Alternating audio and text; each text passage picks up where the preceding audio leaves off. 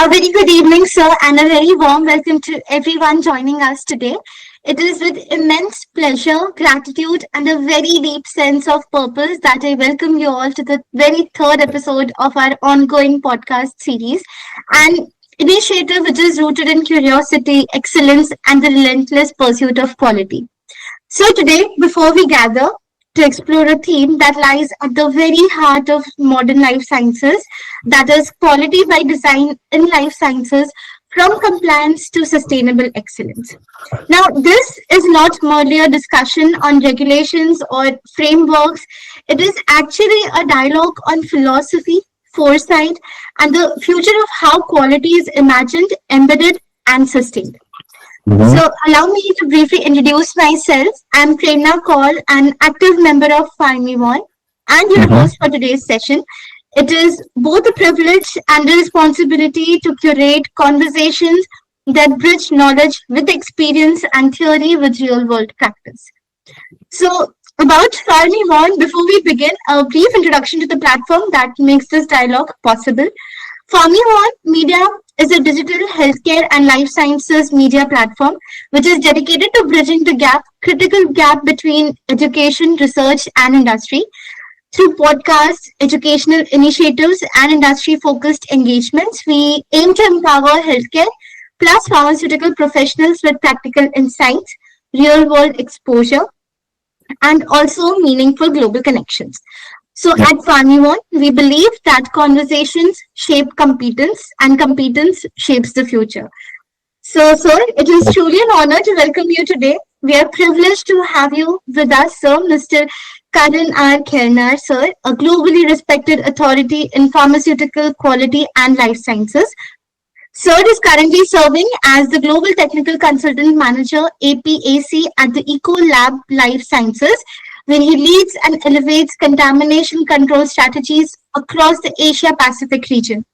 He is also a PCQI and IRCA certified pharmaceutical quality system associate auditor with over 16 years of extensive experience spanning pharmaceuticals, medical devices, microbiology, sterility assurance, contamination control strategies, and regulatory compliance. So his professional Thanks. journey encompasses corporate quality leadership, remediation, and also regulatory audits, operational excellence, and Lean Six Sigma methodologies. And he has also worked closely with the global regulatory bodies, including US FDA, WHO, MHRA, TGA, Health Canada, and many others. So, sir, your work stands actually as a testament to the idea that quality is not just enforced, it is truly designed. So Yep. I welcome you, Agree. sir, once again and we are truly delighted to have you with us. So to begin this on a very lighter note and opening the conversation to start with, when professionals hear the term quality by design, many still associate it primarily with the regulatory expectations. So from your vast experience, how would you define QBD today and how has it meaningfully evolved over time? Okay. I'm audible, right? Rightly? Yes, sir. Thank you. Thank you. And thank you very much, Prerna, for such a wonderful and beautiful introductions. So coming to a particular topic, as you asked, what a QBD stands for me. So when I would like to start with that, when a QBD was first introduced, it was a novel and transformative concepts worldwide by the FDA. And when later for a long time, the QBD was really treated like I would say a regulatory tax, something you paid in extra paperwork to get a smoother ride with the FDA. But today, QBD is simply a smart engineering, and I define it as product knowledge translated into a process control. It evolved from filling requirement into a survival strategy now. It's a systematic approach, or we should very clearly say as it's a systematic approach to product development, integrating a deep understanding with risk-based decision making to achieve a robust product and process design. This is what I could able to see right now, and I stands with me for the QBD concepts. So that was absolutely delightful to hear such beautiful and such insightful words from you. So, in this case, what do you believe is the most fundamental shift organizations which must undertake to move from a checklist driven quality approach to a truly design led quality mindset? Well, again, this is the important one. What you're asking, the checklist and design led are completely two different terminologies. A checklist is something that or it will just give you information as you're following the rules or the protocols, but it will not tell you that your process is robust and controlled. So the biggest shift is moving from does the specific, or I would say, does the we meet the specification, to why does we meet the specification. I think the shift should be for the question should be in that way, that did we meet the specs, to do we understand the margin of errors as well, because the design led mindset focuses on understanding the relationship between the critical process parameters and the critical quality attributes. All the organizations, the or I would say the all the companies, those who are working on the pharmaceuticals, biopharmaceuticals, they must stop treating quality as a department and start treating it as a design principle or a design space of principles for the quality department or a quality department. Yeah. So, as you mentioned about organizations play a very critical role in the diverse environment. So, having worked across diverse organizations and regulatory environments, what are the most common gaps which you observe when companies attempt to implement QBD in real world operations? Well, people will kill me if I say this, but I would say knowledge is the biggest gap.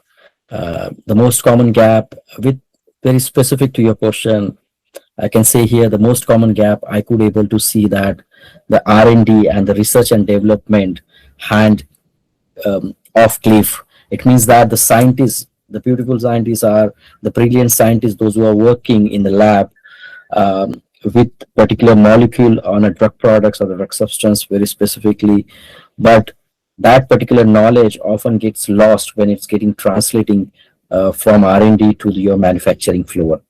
Now, this is a real world of QBD, where the real world of the QBD gets failed when people running the machines on a shop floor don't have this really same mental app or mental map to run that particular process where they have actually been designed. And the particular another gap I could able to see from many years, from a decade, I could say, the QBD is just on a paper, where the complex designs of the experiments are performed in backend but never used to inform to your manufacturing floor to have a right decision making, a real time decision making when the deviations or the process gets noise in your manufacturing area or manufacturing floor on your manufacturing floor. So it's, I would say, it's a knowledge gap to be very clear. Okay, so as you talked about it, manufacturing QBD is often discussed in the context of manufacturing and validation. So, Right, at your right. perspective, how do you see its principles extending to the areas such as contamination control, sterility assurance, and life cycle management? See, the word what you're using here, the contamination control, sterility, and the life cycles, these are really big words. And to comply with this kind of words, you need to be very, very careful. So I'll start with something that people, those who are working in pharma in this area, often pigeonhole the QBD into tableting or filling, but it's a game changer for the sterility assurance. You cannot taste the sterility into your vial. You need to design the environment to make the contamination impossible. And by applying only appropriate QBD process to the entire life cycle, you are essentially creating a living history of the product. So it's about being proactive rather than just monitoring and reaching it. So yes, so contamination, sterility, and life cycles are really important and a critical part, and it stands always beyond the manufacturing. I hope I'm clear on this. Yes, I actually didn't have this clarity, and you truly, you have embarked my knowledge on this. So, in your view, what role does leadership play in embedding QBD successfully? Can quality by design truly thrive without strong leadership, ownership, and accountability? I would say answer is no. We can't. It cannot be succeeded without strong leadership. Without leaderships, I would say the QBD will die or lie Hmm. um, in the lab or in the laboratory in the R&D. It gets labeled as a science project that took a long journey. So I would say the leadership has to be the one to say that, hey, we are going to spend more time on front end, so we don't spend 3 months of the investigations on any batch failure standing on a back end of the sites. So if the C-suite, like a leadership, does not own this philosophy, the shop floor wouldn't, or I would say would not, own this kind of the execution. So in a simple world, yes, leadership is really important, but accordingly they should play a role on a front end and not on a back end of the process. Okay, so actually, once when I was reading about Hello? this, Yep. I Sorry. just thought Sorry. of asking you this. So QBD emphasizes proactive risk understanding, if I'm not wrong. And so on this, how can organizations practically transition from reactive quality systems to more predictive and risk-based decision making? Yes, yes, it's happening. It's happening in current industry right now. You can see that practically is a key. Is a key. I would say the organization should use tools like FMEA, failure mode effect analysis, not just for the compliance, but as a living document. Now, if you have gone through the document, the guidance document like EU Annex 1, the recent US FDA chapters on contamination control strategy, the CCS, which term as a living document. So, but the challenge is still as these the exercises of all these FMEA or the tools of the CCS, it's just a paper document in the industries are hardly to use as a living document. So when you understand your age of the failure, you can set up alert levels that triggers before the deviation occurs. Predictive quality is about using a data to see the trend, how it's moving, and towards the limit and correcting it while you are still within the design space. So yes, now the trend is moving from reactive to predictive, but you need to be very careful that your data, what you're generating, it's really show you that level of the pictures, and you should work in that. Again, going back and going, should work on your design space. So, in this digitalized world with increasing digitalization and data-driven tools, how do you see technology strengthening QBD implementation without adding unnecessary complexity to the quality systems? Can you repeat the last one, last sentence? Yes, sir. Shall I repeat the whole question? That will be fine. Yep, yep, yep. So, with increasing digitalization in the whole world and data-driven tools, how do you see technology strengthening QBD implementation without adding unnecessary complexity to the quality systems? Yeah, I would say the technology is a really beautiful tool. The technology should be force multiplier and not just a complication. I'm a big believer in a digital twins and uh, the systems like PAT, the process analytical technologies. These tools should not just give us more charts to see, but they should give us a real view of process controls as well, and that we need to use as well. The goal is to have a technology that act as should be act as a GPS for your process, so telling you exactly where you are and how to stay as a fastest on that particular process as for the quality release or quality of your product release. So this kind of tools should provide, and we should focus on in that way only, that they should provide actionable insights rather than that just a more that generating a data.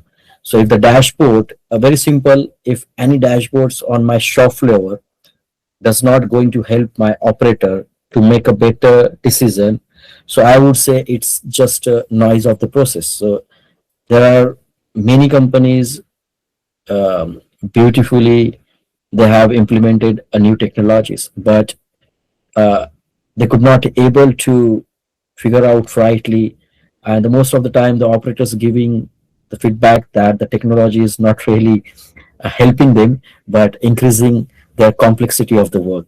So you need to be very careful while I would say you need to be very careful while implementing this kind of digital tools and the technologies on your process.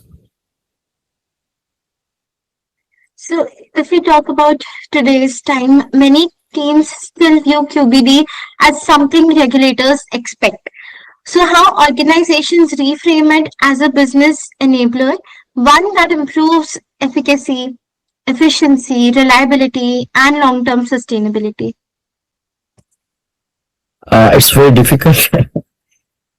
As a business enabler, I think we should, as a quality and as a quality by design, thinking these two words, I think we need to talk about cost of any poor cost of any poor quality. So if I say that, I'd like to say start with a hidden factory, like that, the factory that spends all the time doing rework, involved in batch recall and rejection investigations and the scrap.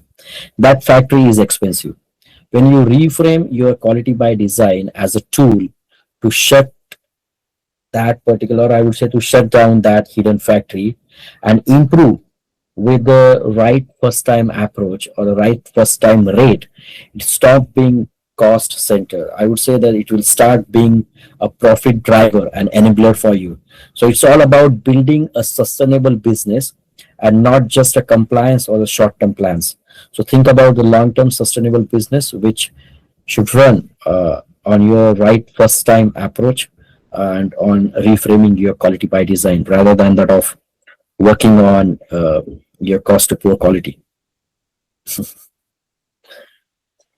sir, talking from your lived experience, from your experience, what distinguishes organization that consistently sustain high quality performance from those that actually remain compliant on paper but struggle in practice? This is really interesting, and I don't know whether your um, your command on the LinkedIn, but I'm seeing recently in India itself there are the organization those who are working on quality cultures.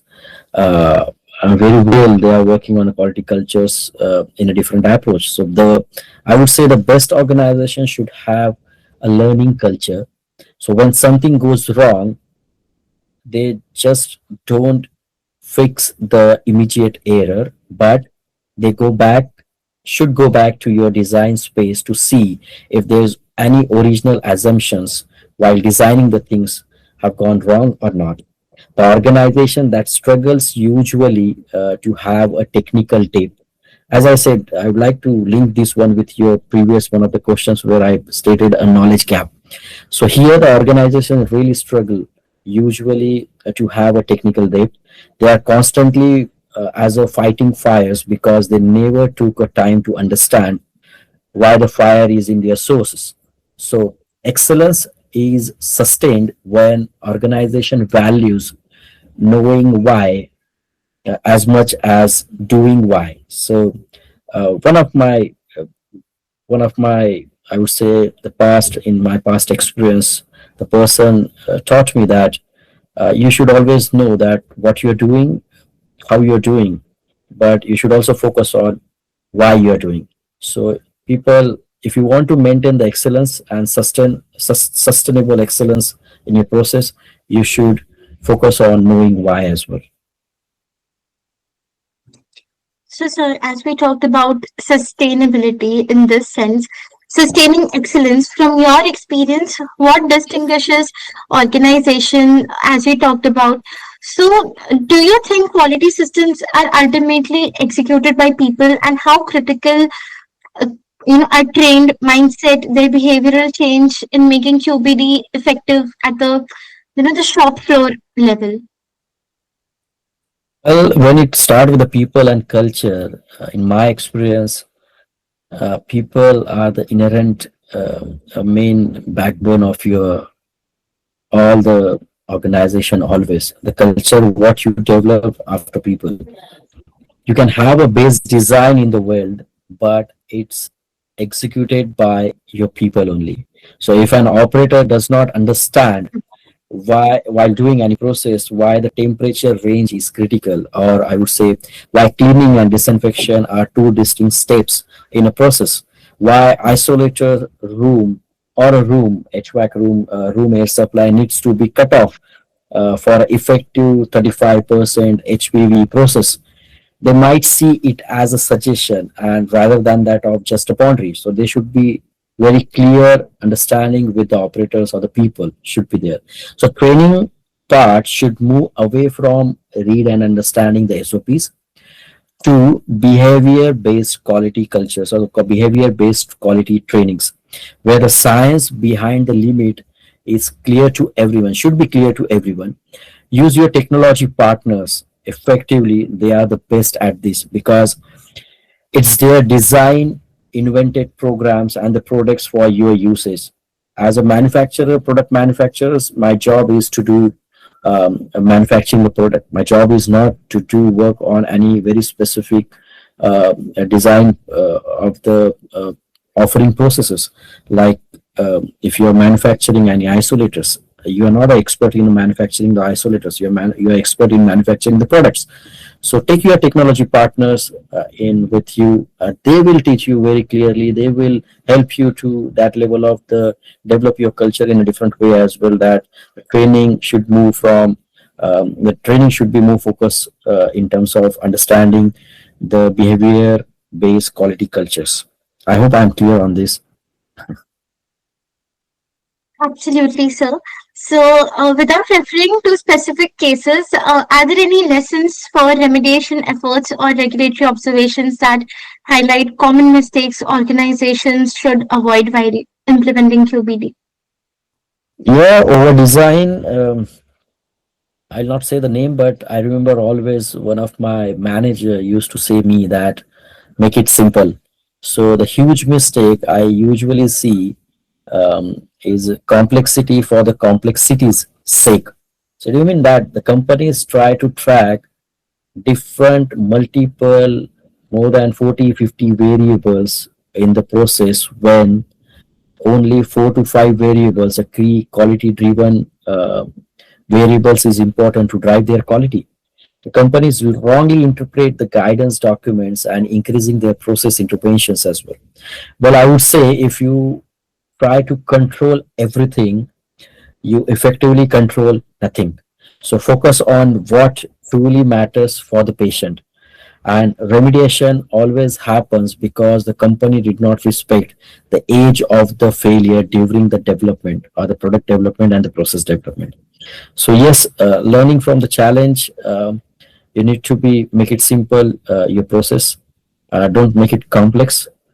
You need to be very clear what's your ultimate aim and objective in terms of what really truly matters to your patient. So think on that as a proactive measure with respect to you while designing your process. So, talking about today's generation for small and mid-sized life sciences companies that often Mhm. feel overwhelmed by QBD expectations, what practical first steps would you recommend to begin this journey with confidence? That good. I can recommend, but I cannot advise those people because the people those who are going to listen this will kill me otherwise. So I would say I will request. I'll not recommend ever. I'll try to request that work on a system and your process.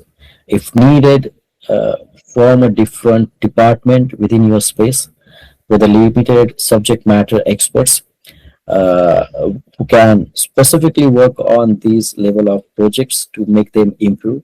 Start with one product or any critical high risk process. Focus on key elements of the quality by design. The key elements includes your QTPP, like a quality target product profile, uh, your CQAs, critical quality attributes, your CPPs, critical process parameters, your control systems, your design space, your continuous improvement part. So you need to focus on these critical elements while designing, while working on the product and the processes. Document that knowledge.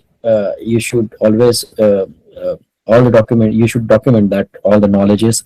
Even a small QBD approach is better than none, and builds muscle power, I would say, or muscle memory for the larger projects. So this is my request for any specific the clients, those who are going to watch, or the people those who are going to watch this one.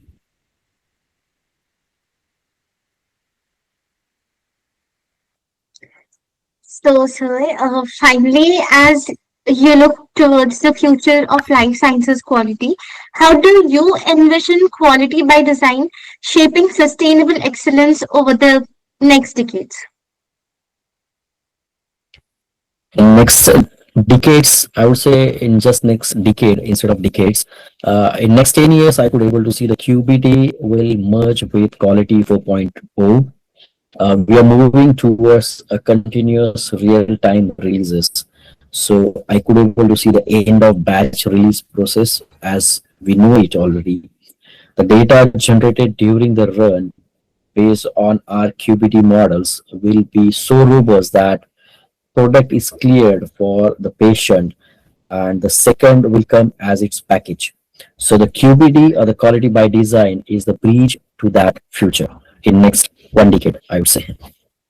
So, sir, thank you so much for immensely sharing your wisdom, clarity, and decades of experience with us today. Your insights remind us that quality is not an obligation imposed by regulators, but a legacy crafted by thoughtful design and responsible leadership. Right. So, to our viewers, thank you for being a part of this enriching conversation. Do stay tuned for the fourth episode where we continue this journey of learning, guided by experience, inspired by excellence, and driven by purpose. Until then, this is Prerna Kaul, and I'm signing off. Stay curious, stay compliant, and most importantly, design quality into everything you do. Thank you so much. So much. Thank you very much, Prerna. Thank you very much, PharmiVon Media. Thank you, sir. Wonderful. Yeah, your people are doing really good job. Please continue. Yeah. Thank you, sir. Okay. Thank you, sir. Thank Have you a so good day, much, sir. sir. Thank you very much. Bye bye.